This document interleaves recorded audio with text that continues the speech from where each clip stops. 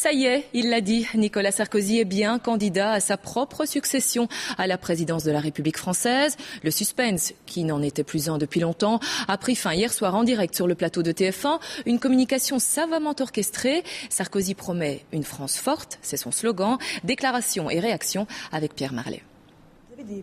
Costume sombre et l'air un peu tendu hier soir, le président de la République va mettre fin au vrai-faux suspense. Oui, je suis candidat à l'élection présidentielle. Ne pas solliciter à nouveau la confiance des Français, ça serait comme un abandon de poste. Est-ce qu'on peut imaginer le capitaine d'un navire dont le bateau serait en pleine tempête dire ben non, je suis fatigué, je renonce, j'arrête. Et si le bilan de son quinquennat n'est pas bon, il se défend sur l'air du « c'est pas moi, c'est la crise ». Nous avons connu depuis 3 ans une succession de crises d'une violence inouïe, sans doute inconnue depuis la Seconde Guerre mondiale. Alors il faut continuer à réformer la France, affirme un Nicolas Sarkozy qui entend mettre le travail au centre de tout. C'est grâce aux cotisations de ceux qui travaillent qu'on peut financer l'indemnisation du chômage. Il y a des droits et puis il y a des devoirs.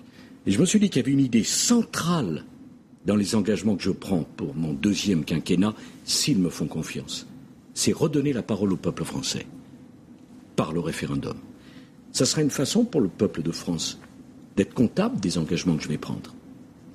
Et la certitude pour eux que les grands arbitrages en France seront tranchés par le peuple français. Au même moment, hier soir, François Hollande tenait un meeting dans sa ville natale de Rouen, l'occasion pour lui de railler l'annonce solennelle de Nicolas Sarkozy.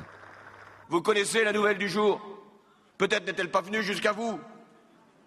Le président candidat est désormais candidat président. Mais je vais vous faire une confidence. Moi, je m'en doutais. J'entendais là dans le reportage le candidat socialiste. C'était une longue litanie contre moi. Bon, mais il a le droit. Mais il n'a donc pas d'idée à proposer. Il n'y a pas des choses plus intéressantes que de parler de moi?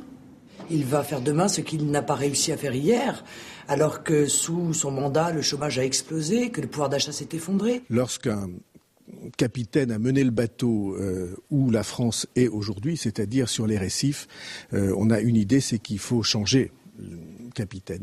À droite, le Figaro soutient l'idée du président de poursuivre les réformes engrangées. C'est même l'enjeu de la prochaine présidentielle, paraît-il. Mais à gauche, on trouve la ficelle un peu grosse et on s'étonne que Nicolas Sarkozy en appelle ainsi au peuple. Le peuple qui, quoi qu'il arrive, dans 66 jours, devra trancher sur le nom de son futur président.